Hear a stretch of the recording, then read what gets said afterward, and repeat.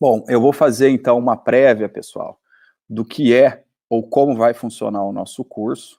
Tá? O nosso curso ele está estruturado em 6 módulos, então teremos 6 encontros online, e ele ficou estruturado da seguinte forma. Tá? A gente vai abordar esse microsistema dos juizados especiais cíveis, a Lei 9.095, a Lei 9.099 de 95, em 6 abordagens distintas. O primeiro tópico, que é o módulo 1, que a gente vai realizar hoje, ele trata das disposições gerais da Lei 9.099.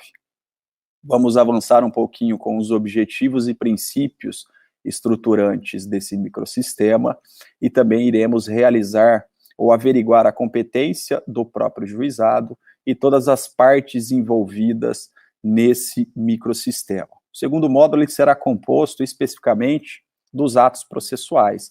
Então, a gente vai dedicar o nosso encontro na aula de amanhã apenas aos atos processuais que são realizados dentro do juizado especial cível. No terceiro módulo, a gente vai trabalhar com as audiências de conciliações, as audiências de instrução e julgamento, e no quarto módulo, iremos estudar a defesa do réu e a instrução probatória.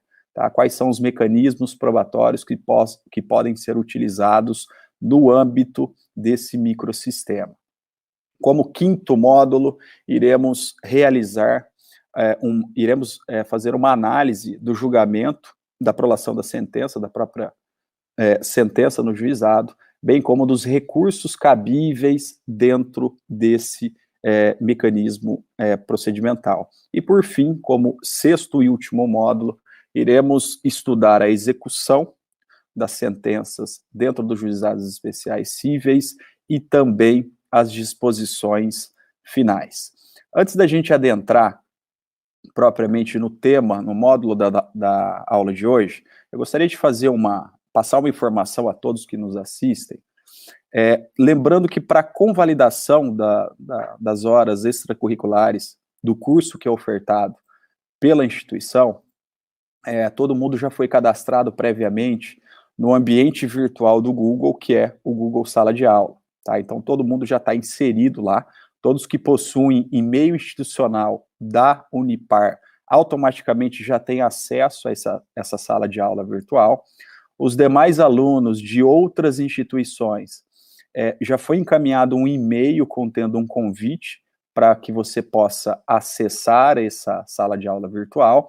E por que é necessário essa informação, pessoal? Porque todos os dias, ao final da nossa transmissão, eu vou deixar ali um formulário do Google dentro da sala de aula virtual para que todos os alunos que estejam acompanhando a transmissão ao vivo faça ali ou responda aquele questionário, inserindo todos os seus dados e respondendo uma única questão subjetiva que vai ser tratada no nosso encontro. Então, esse formulário ele vai servir para convalidar ou para que eu possa exercer o controle de frequência, tá, dos nossos discentes. Os alunos da nossa instituição já estão acostumados com esse tipo de plataforma, uma vez que a gente já vem utilizando esse sistema há um bom tempo, e também os demais alunos das outras unidades da Unipar também já estão familiarizados com esse tema.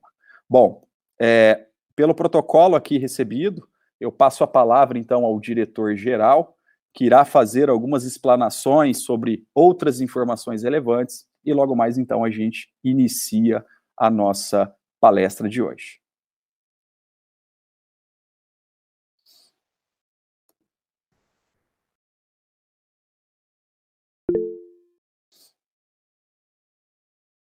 Nós estamos iniciando esse ciclo de palestras que ele é comum, não é, nesse período de recesso acadêmico.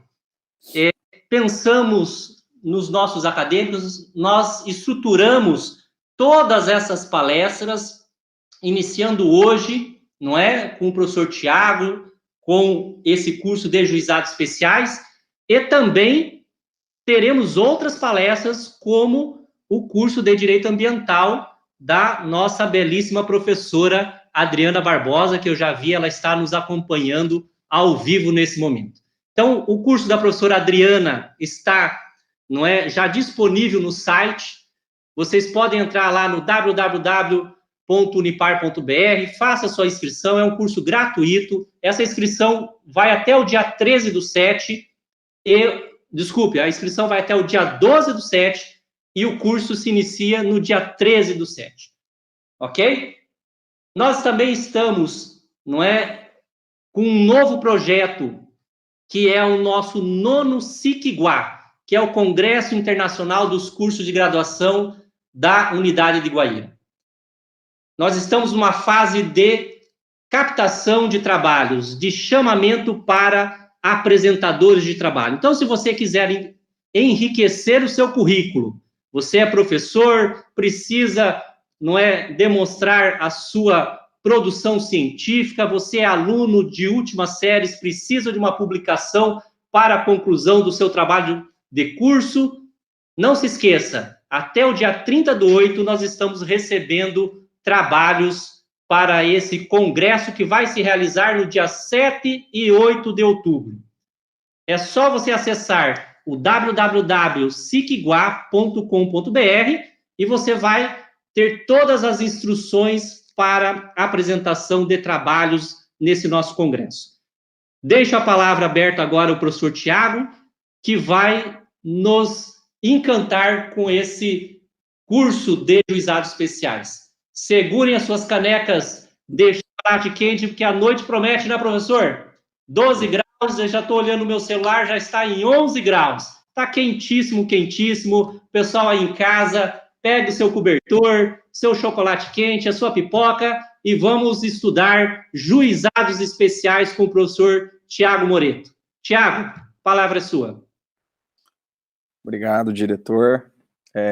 Antes de mais nada, eu gostaria agora de falar com quem nos assiste, que esse curso ele foi pensado e ele é estruturado para abranger o aluno do 1º ao 5º ano, tá? Então eu vou deixar o tecnicismo um pouco de lado, até para que os alunos que estão ingressando no curso de Direito, principalmente os alunos do 1º ano, do 2º ano, possam compreender como que funciona o sistema do juizado especial cível, tá? E a intenção desse curso, pessoal, é justamente tentar passar a parte prática desse microsistema procedimental. A gente não vai fazer abordagem artigo por artigo para não ficar um curso maçante, um curso teórico demais.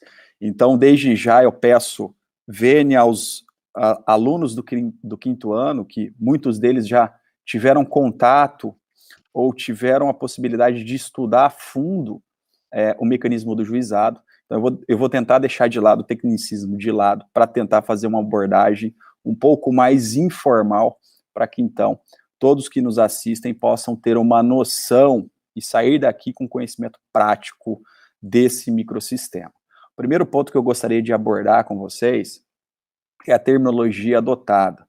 Muita gente chama o microsistema dos juizados especiais de uma forma genérica, porque a Lei 9.099 de 95, ela abrange ao mesmo tempo os juizados especiais cíveis e os juizados especiais criminais no âmbito dos estados, e muita gente faz confusão ou ainda utiliza a terminologia de juizados ou juízo de pequenas causas. Isso é bastante comum a gente escutar, principalmente dentro da sociedade, nas salas de aula, dentro do fórum. É comum as pessoas, eu entrei com uma ação no juízo de pequenas causas.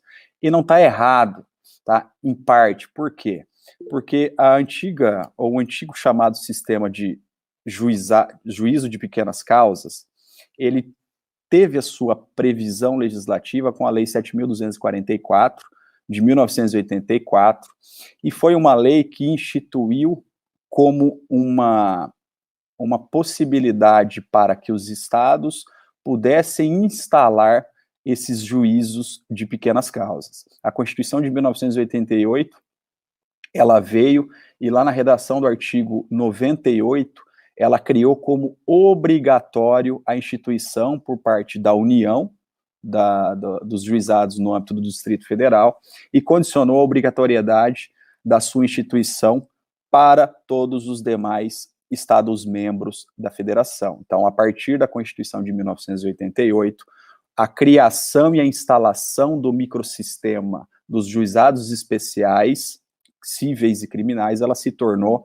obrigatória. E os juízos de pequenas causas, que tinha previsão na Lei 7.244, era uma possibilidade facultativa aos estados. Ela não era obrigatória na época. Então, feita essa ponderação, para que serve o mecanismo dos juizados especiais cíveis? O mecanismo dos juizados especiais cíveis, de acordo com a regulamentação legal, é uma justiça especializada apta para realizar a conciliação, o processo e o julgamento de causas de sua competência. Então, para os alunos que já estão um pouco mais avançados no curso de Direito, toda vez que a gente fala em justiça, petição inicial, ação judicial, a gente tem que levar em consideração que existe a justiça comum, a justiça ordinária, que tem um procedimento estabelecido no Código de Processo Civil, e a gente tem outros mecanismos processuais que algumas ações precisam respeitar.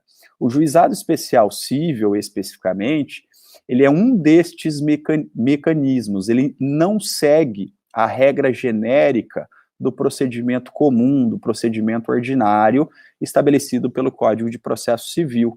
Por quê? Porque a lei instituiu um procedimento mais rápido, um procedimento mais célere, um procedimento completamente simplificado, um procedimento que dá ali guarida à informalidade, tá? A oralidade dos atos processuais. Então, toda aquela burocracia, todo aquele formalismo que é exigido lá no Código de Processo Civil, na aplicação no âmbito dos juizados especiais cíveis, a gente tem um abrandamento desses princípios.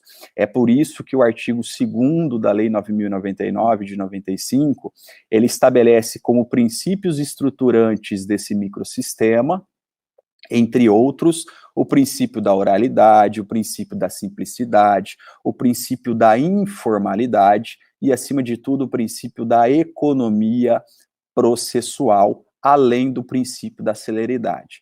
Todos esses princípios, conjuntamente, eles servem para quê? Eles servem para tornar o processo dentro do juizado especial cível mais rápido, menos burocrático, mais simples, acessível a toda a população brasileira. Porque se a gente for levar em consideração, hoje, para eu movimentar o Poder Judiciário de uma forma genérica, isso tem um custo bastante elevado. Se eu quiser, por exemplo, processar alguém pela justiça comum ou pelo procedimento comum, eu preciso, antes de mais nada, constituir um advogado, recolher as custas devidas ao cartório distribuidor, à vara em que vai tramitar a minha ação judicial, eu preciso recolher as custas do oficial de justiça, e tudo isso gera um custo. E dependendo do valor que eu atribuo à minha causa, isso pode tornar inviável essa pretensão judicial. Então, vem esse microsistema criado pela Lei 9.099 e traz um pouco mais de acessibilidade judiciária à classe mais carente da população, uma vez que, com base em todos esses princípios previstos no artigo 2º, que são princípios estruturantes, o mecanismo do juizado, ele afasta uma série de regras que até então eram previstas para o procedimento comum e torna o acesso à justiça um pouco mais simples. Ele afasta aquele rigorismo exigido pelo Código de Processo Civil, ele afasta, inclusive, o recolhimento do pagamento de custas iniciais. Então, em um primeiro momento, toda e qualquer ação em trâmite perante o juizado especial cível, ela é isenta do pagamento de custas, o que facilita, no âmbito prático, em que pessoas que até então não tinham acesso a esse tipo de procedimento possam, então, levar as suas demandas perante o Poder Judiciário.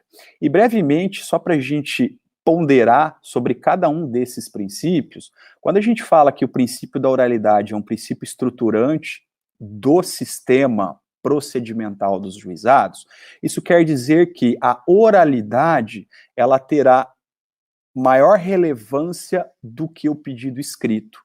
Vamos imaginar que todo mundo é alunos do curso de Direito e egressos que nos assistem.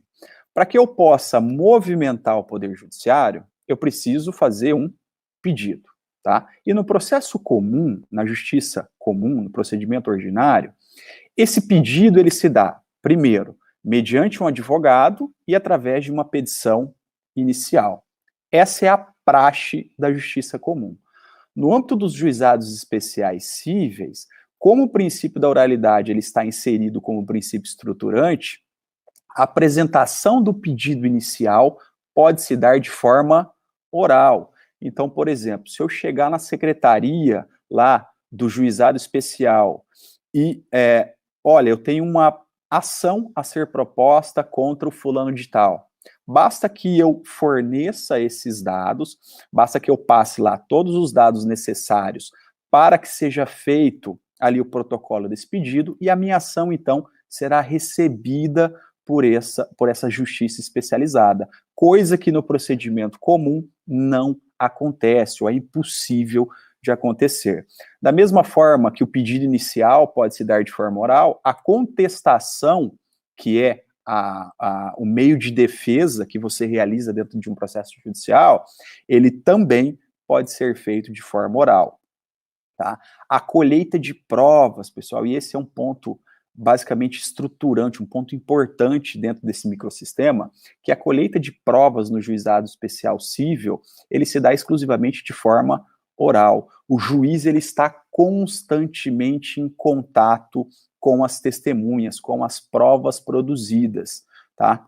E, da mesma forma, para preservar e garantir o princípio da oralidade, a apresentação de embargos de declaração pode ser feito também de forma oral, assim como a constituição do mandato, tá? A procuração no juizado, ela pode ser de forma verbal. Então, se você chegar lá com o teu cliente na primeira audiência, que é a audiência de conciliação, e você esquecer de levar uma procuração para o teu cliente assinar, basta que o teu cliente mencione no termo de audiência que você representa os seus interesses para que seja caracterizado o mandato verbal. Então, essas são todas as vantagens, tá, que a lei ou microsistema dos juizados especiais cíveis fornecem em detrimento ou em contraposição às regras que a gente tem disponíveis lá na justiça comum.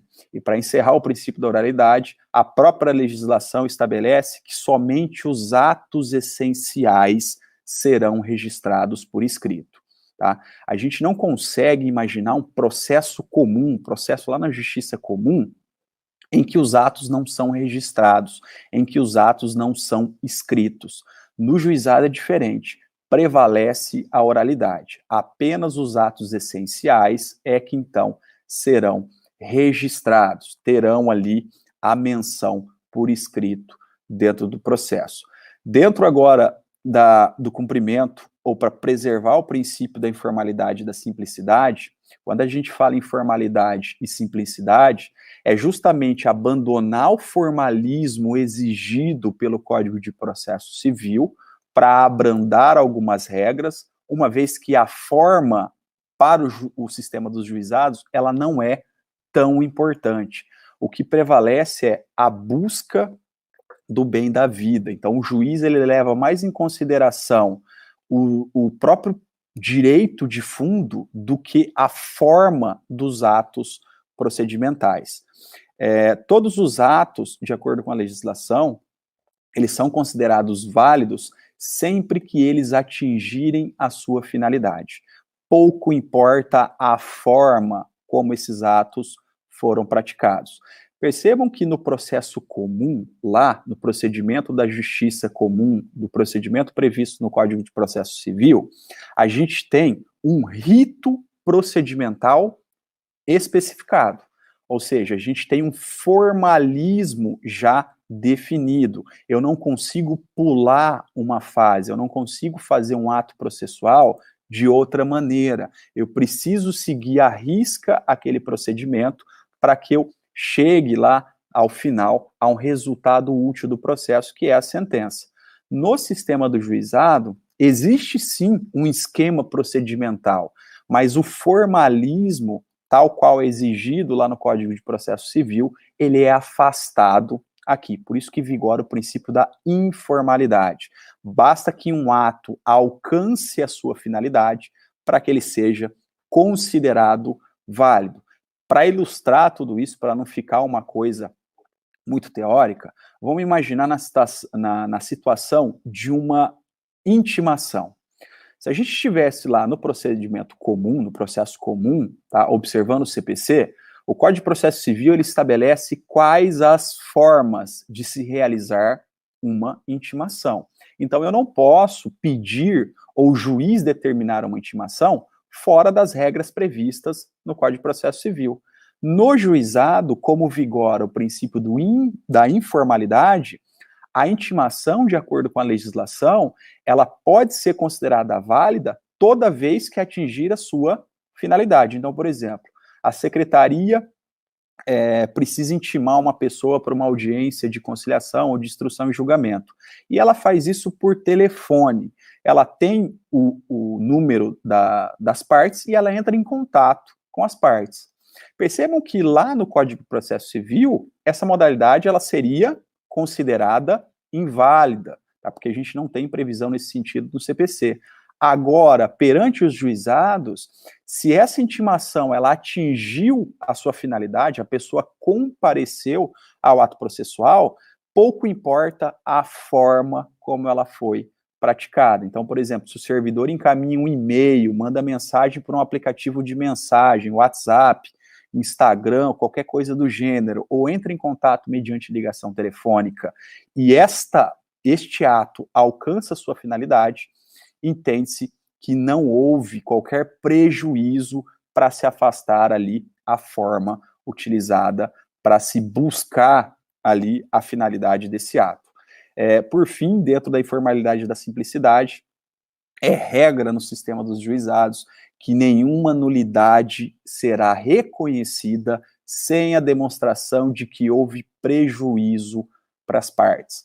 Outra regra completamente que destoa lá do procedimento comum, tá? O Código de Processo Civil ele estabelece os casos que possam levar à nulidade do ato processual. Aqui na lei do microsistema dos juizados especiais cíveis, a situação funciona de forma inversa. Por quê?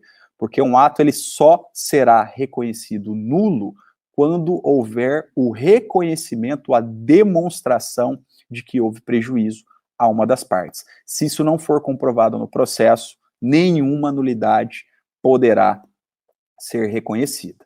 Já no princípio da economia processual e da gratuidade, também é outro processo que norteia a instituição da Lei 9.099, a economia processual, pessoal, ela está diretamente relacionada com aquela ideia de máximo rendimento da lei com o mínimo de atos processuais. Como assim? Eu preciso julgar, eu preciso resolver uma situação que é levada ao Poder Judiciário com o mínimo de atos processuais possíveis. E como que eu posso alcançar essa finalidade? E aí que entra a economia processual. Nos sistemas dos juizados, é que na prática funciona um pouquinho diferente do que foi teorizado lá no projeto de lei. Por quê? Porque o legislador ele observou a possibilidade de solução de um determinado problema em um único ato processual, que é audiência de conciliação, instrução e julgamento. Ou seja, foi idealizado pelo legislativo, ao criar os sistemas dos juizados especiais cíveis, que uma determinada demanda pudesse ser resolvida em um único ato processual, que é um ato em que se tenta realizar a conciliação, que é uma das finalidades da criação da própria lei. Não obtida essa conciliação, passa-se então a colher todas as provas referentes àquela demanda, ato subsequente à tentativa de conciliação, e após a colheita de todas as provas, o juiz já estaria ou teria todos os elementos necessários a proferir uma decisão. Percebam que um processo, se ele ocorresse na prática exatamente dessa forma, ele teria uma economia, comparado com um procedimento comum, muito grande. Por quê? Porque o que a gente vê na prática hoje? Um processo perante a justiça comum, ele pode demorar 1 ano, 4 anos, 5 anos, ou até algumas décadas. Já no juizado especial cível, ainda que não se cumpra, ou que se não consiga cumprir esse mandamento, ou essa previsão inserida na lei, a gente verifica que uma ação, ela tramita muito mais rápido perante os juizados do que na justiça comum. Então, o legislador, ao criar esse microsistema, ele levou em consideração o princípio da economia processual. E falando agora da gratuidade, a gratuidade, ela abrange, pessoal, todas as isenções de custas e emolumentos no primeiro grau de jurisdição. Para os nossos alunos do primeiro ano, o que isso significa? Quando a gente diz custas em primeiro grau de jurisdição, é que até a prolação da sentença, até o juiz proferir uma decisão final, eu não preciso recolher qualquer tipo de custas, eu não preciso pagar qualquer valor para ter o meu processo em tramitação perante a justiça, diferentemente do que ocorre na justiça comum, em que um ato processual ele só é praticado se houver o recolhimento prévio das custas, salvo se a pessoa for beneficiária da gratuidade judiciária. E, por fim, temos o princípio da celeridade. Esse é o mais conhecido do microsistema dos juizados. Por quê? Porque o princípio da celeridade, ele institui dentro da Lei 9.099 uma espécie de procedimento sumaríssimo. Hoje, lá no CPC, a gente não tem mais o procedimento sumário ou sumaríssimo que tínhamos com o Código de 73. Então, vem o juizado e tenta criar um procedimento enxuto, um processo mais curto, um processo com o menor número de atos processuais possíveis, tá? E para materializar ou para garantir o cumprimento desse princípio, a gente tem lá a concentração de todos os atos em um único momento, que se dá na audiência de instrução e julgamento. A gente tem a inadmissibilidade da intervenção de terceiros, ou seja, chamamento ao processo, denunciação à lide, assistência, o amicus curiae, todas essas modalidades de intervenção de terceiros que estão presentes lá no artigo 119 do Código de Processo Civil, não são possíveis de serem instituídas no âmbito do juizado. Por quê?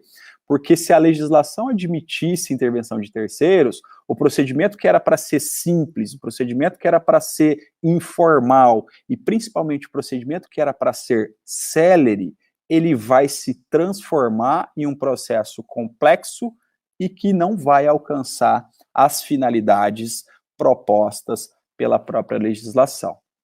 Então, feita essa introdução principiológica dos princípios que norteiam o funcionamento dos juizados especiais, a gente vai ver qual é a sua competência, quais as causas que podem ser processadas, que podem ter tramitação perante os juizados especiais cíveis. Então, ele tem competência para conciliação, processo e julgamento das causas cíveis de menor complexidade.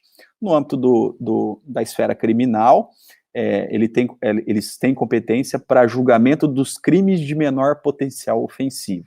Tá, mas vamos nos ater aqui ao juizado especial cível, que é o tema do nosso curso.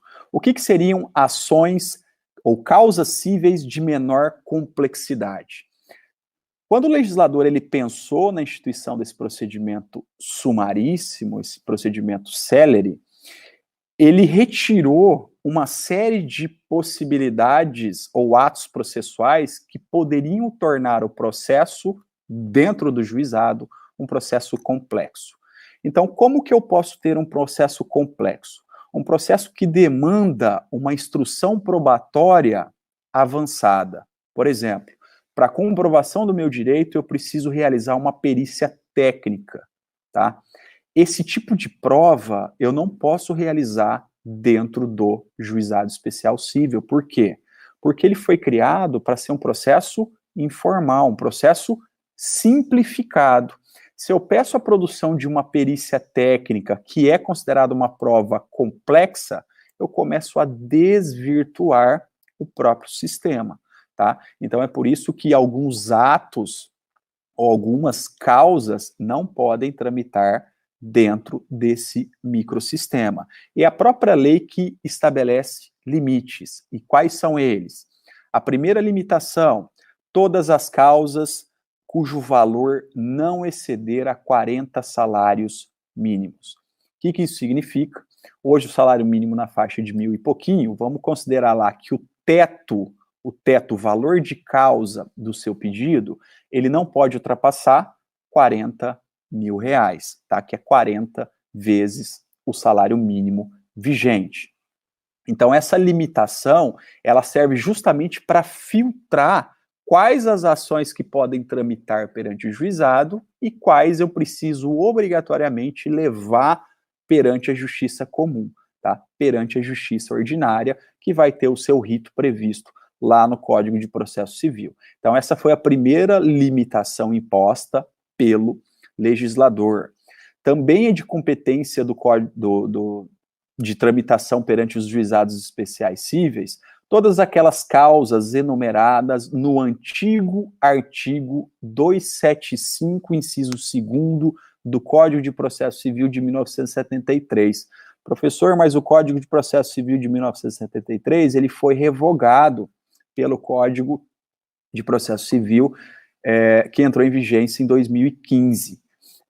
De fato, o Código de Processo Civil de 73, ele foi revogado, mas a disposição contida lá no artigo 1063 do novo Código de Processo Civil estabelece que, para fins de competência do juizado, preserva-se a eficácia e a validade das disposições previstas no artigo 275, inciso 2º. E o que diz o artigo 275, inciso 2º? Todas as causas que versarem sobre arrendamento rural, cobrança de condomínio, ressarcimento em prédio urbano, ressarcimento por danos causados em acidente de veículo, cobrança de seguros e cobranças de honorários profissionais, todas essas causas são ou podem ter a competência do juizado. E aqui um detalhe muito importante, pessoal. Eu como autor de um determinado pedido perante a justiça, eu posso optar em levar a minha demanda ao juizado ou levá-la ao procedimento comum. Isso é uma faculdade que a lei me garante. A competência dos juizados está estabelecida por lei, mas ainda predomina a vontade da parte. Se a minha demanda ela tem ou é de competência do juizado, eu vou ter que verificar algumas circunstâncias. Por que eu vou utilizar o procedimento comum, que é moroso, que é formal, que exige o pagamento de custas, que é mais demorado, ao invés de usar o sistema, o microsistema dos juizados, que é informal, tem como princípio a oralidade, a simplicidade, a celeridade e, acima de tudo, é isenta de pagamento de custas. Tudo isso tem que ser ponderado no momento em apresentar o seu pedido. Também é de competência dos juizados especiais cíveis a ação de despejo para uso próprio e, por fim, as ações possessórias de imóveis que não superarem o valor de 40 salários mínimos. Então, todo imóvel que não superar o valor de 40 salários mínimos, todas aquelas ações possessórias previstas lá no Código de Processo Civil, ação de reintegração de posse, ação de manutenção de posse e os interditos proibitórios podem ser manejados dentro do juizado, desde que o imóvel não tenha valor superior a 40 salários. tá? E existe um enunciado do Fórum Nacional dos Juizados Especiais, chamado de FONAGE. Embora o FONAGE ele não seja de observância obrigatória, pessoal, esse Fórum Nacional dos Juizados Especiais, ele serve para quê? Eles são encontros periódicos realizados por todos os magistrados que atuam no Juizado Especial Cível. E nesses encontros, eles criam entendimentos sobre determinadas situações. Então, eles criam enunciados definindo entendimentos sobre um determinado tema. Embora eles não tenham aplicação obrigatória, os enunciados do FONAGE, do Fórum Nacional dos Juizados Especiais, eles são amplamente utilizados pelos magistrados que atuam nesse microsistema, bem como pela turma recursal, que é o órgão que julga os recursos de sentença dentro desse microsistema. E existe um enunciado, o de número 30, que estabelece que o rol previsto lá no artigo 3º da Lei 9.099 trata-se de um rol taxativo. O que isso quer dizer? Que somente pode ser de competência dos juizados as matérias elencadas no artigo 3º. Todas as demais demandas ou ações ou matérias que não estão previstas no artigo 3º não podem ser, não podem ter a sua tramitação dentro do juizado, tá? E quais são essas ações que não podem tramitar dentro dos juizados especiais cíveis?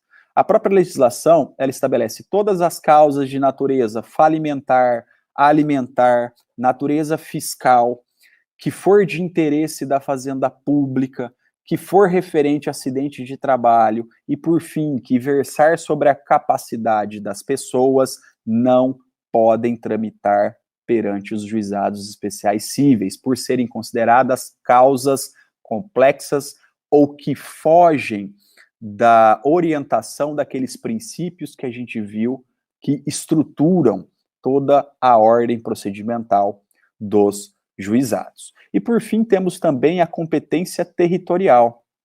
Ou seja, o que significa isso?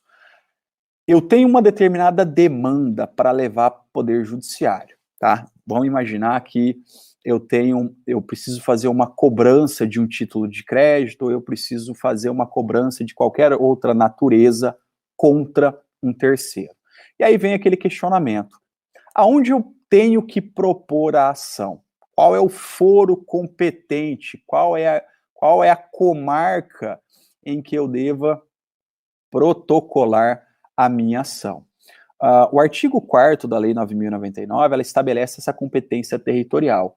Por regra, todas as ações perante os juizados especiais cíveis, elas precisam ser protocoladas no domicílio do réu. Essa é a regra genérica da Lei 9.099, de 1995.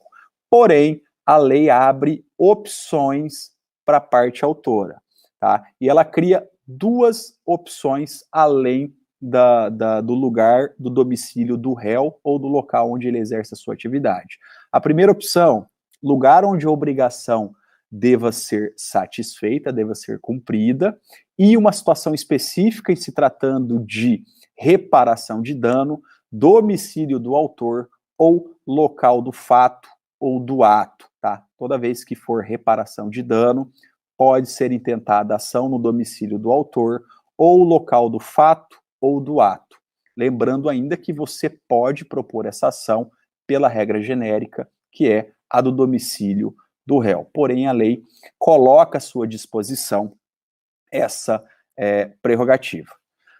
E já caminhando para o final, pessoal, o último ponto que a gente vai abordar neste encontro é de quem atua dentro dos juizados especiais cíveis. Dentro dos juizados especiais cíveis, a gente tem a figura do juiz togado, do juiz de direito, do juiz concursado.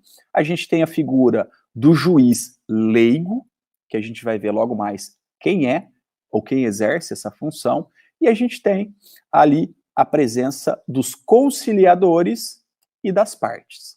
Primeiro, quem é o juiz do juizado especial cível? O juiz togado é aquele juiz de direito, o juiz que ingressou na magistratura mediante um concurso público. E o que faz o juiz togado nesse microsistema? Basicamente, pessoal, o juiz de direito, o juiz togado, ele homologa as decisões proferidas pelo juiz leigo ou profere sentença. Então, a atuação do juiz togado no juizado especial cível é homologar a decisão do juiz leigo ou proferir uma sentença. Tá, mas então o juiz ele só faz sentença ou homologação de projeto de sentença pelo juiz leigo? Em algumas situações, sim. Por quê? Porque a gente ainda tem dentro do juizado a figura do juiz leigo e dos conciliadores. Quem é o juiz leigo? O juiz leigo, de acordo com a própria legislação, deve ser aqueles advogados com formação ou no curso de direito e atuação por pelo menos 5 anos da prática de advocacia. Então, serão escolhidos para compor o quadro de juízes leigos de uma determinada comarca advogados que tenham pelo menos ou preferencialmente 5 anos de experiência. Essa regra ela sofre bastante crítica, uma vez que para se tornar um juiz de direito, um juiz togado, exige-se apenas 3 anos de prática jurídica, e aqui é inserido, então, 5 anos. Tá? Então, essa regra, na maioria dos casos, ela vem sendo afastada para justamente conseguir preencher o quadro de juízes leigos de uma determinada comarca. Então, o juiz leigo pode ser um advogado que tenha prática jurídica, que já tenha atuado na advocacia e que vai funcionar como um juiz dentro desse processo. É ele que vai fazer ou conduzir a audiência de instrução e julgamento, é ele que vai inquirir testemunhas, é ele que vai ali verificar todos os documentos e é ele que vai sentenciar, ele vai apresentar um projeto de sentença para o juiz de direito, para o juiz togado. E se esse projeto for aprovado, a decisão do juiz leigo será então comunicada às partes. Então, basicamente, é o juiz leigo que coordena os atos processuais dentro do juizado especial cível. E o que faz o conciliador? O conciliador ele tem uma função básica e específica, qual seja, o conciliador, de acordo com a lei, deve ser escolhido preferencialmente entre bacharéis de direito, mas preferencialmente, não obrigatoriamente. Então pode ser o estagiário que está no 2º ano, o estagiário que está no 4º ano ou o estagiário que está no 5º ano. E o que ele vai realizar? A sua função é justamente tentar aproximar as partes na primeira audiência designada dentro do microsistema, que é chamada audiência de conciliação, e a sua função é justamente fazer as partes a comporem um acordo, ou tentar apresentar uma solução para pôr fim àquele processo. Então ele vai dizer, olha, em vez de a gente ficar aqui discutindo quem tem razão, esse processo ele pode demorar um pouco mais, será necessária a produção de provas, então não é melhor a gente tentar resolver isso aqui? Você abre mão um pouco do que você está pedindo no inicial, e o réu também aceita pagar alguma coisa para a gente tentar solucionar esse problema e a questão ser resolvida aqui. Tá? Então, o conciliador ele vai servir justamente para fazer essa função. E de acordo com a lei, pessoal, o conciliador e o juiz leigo, ele fica impedido, por óbvio, de exercer a advocacia enquanto estiver nesse exercício, nesse munus público. Então, ele está impedido de advogar perante aquele juizado enquanto ele for conciliador ou enquanto ele for juiz leigo. E, por fim, já nos encaminhando para o encerramento, temos das partes. Quem pode propor uma ação? Quais são as pessoas capacitadas para ingressarem ou para demandarem nos juizados especiais cíveis? A legislação ela estabelece lá pessoas físicas capazes, quem são esses? Os maiores de 18 anos, e as pessoas jurídicas de direito público. tá? Só que aqui um detalhe, as pessoas jurídicas de direito público são microempreendedores individuais, o MEI, a microempresa ou a empresa de pequeno porte, tá? Qualquer pessoa jurídica distinta do MEI, da microempresa ou da EPP, empresa de pequeno porte, não pode acessar como parte autora os juizados especiais cíveis. Ela não pode propor uma demanda. De outro lado, ela pode ser acionada, ela pode ser ré no processo. A ressalva que se faz à legislação é, como é um microsistema célere, isento de custas, apenas os microempreendedores ou empresas pequenas, que têm um faturamento pequeno, é que pode acessar como parte autora. De outro lado, qualquer tipo de pessoa jurídica pode ser acionada como parte ré, seja lá uma empresa limitada, uma empresa de grande porte, pouco importa, ela pode figurar como parte ré. Ela só não vai poder utilizar o juizado como parte autora. E quem são as pessoas que não podem participar de um processo no juizado? A legislação vem lá no artigo 6º e ela proíbe, ela veda algumas pessoas a se utilizarem desse tipo de procedimento. Quem são elas? Primeiro, o incapaz, aquele definido pela legislação civil, o menor de 18, o relativamente incapaz e o absolutamente incapaz, o preso, tá? O preso ele não pode acessar o sistema dos juizados especiais. E por que ele não pode? Porque o preso vai precisar de um curador e aí já modifica um processo que era para ser simples e começa a torná-lo complexo. Qualquer pessoa jurídica de direito público não pode figurar, seja como autora, seja como réu, tá? Todas essas pessoas que eu estou mencionando aqui, elas não podem figurar no procedimento do juizado, nem como parte autora, muito menos como parte ré, tá? A pessoa jurídica de direito público, qualquer empresa pública da União, a massa falida e, por fim, um insolvente civil. Todas essas pessoas não podem figurar nem como parte autora, muito menos como parte ré, justamente por essas pessoas demandarem uma complexidade nas causas, o que viola, o que desconfigura aquela intenção do legislador em tornar um procedimento mais célere, mais rápido. Bom, a gente encerra então o nosso primeiro módulo, tá? Só lembrando que todos devem realizar uma atividade que estará disponível lá no Classroom até às 17 horas, preenchimento de um formulário para convalidação da presença, e neste mesmo formulário você vai colocar todos os seus dados, qual unidade universitária você está participando e vai responder ali uma ou duas questões sobre o que a gente trabalhou em cada módulo. Lembrando que essa atividade ela deve ser devolvida e encaminhada até às 17 horas, ok? Amanhã a gente então dá continuidade ao nosso curso com o início do módulo 2, onde a gente vai trabalhar com os atos processuais, ok? Todas as dúvidas elas serão dirimidas, tá, pelo chat da transmissão do Google, do YouTube, que serão respondidas ao final da transmissão. Boa tarde a todos, nos vemos então amanhã.